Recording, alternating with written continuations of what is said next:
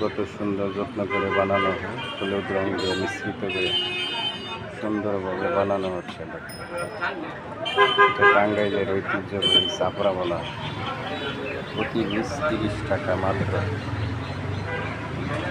আলু ভর্তা অন্য কিছু দিয়ে খাওয়া হয়। আলু ভর্তার ডাল খাওয়া হয়।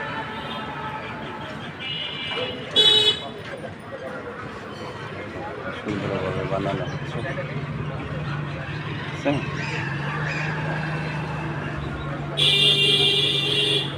ঐতিহ্যবাহী টাঙ্গাইলের চাপড়া।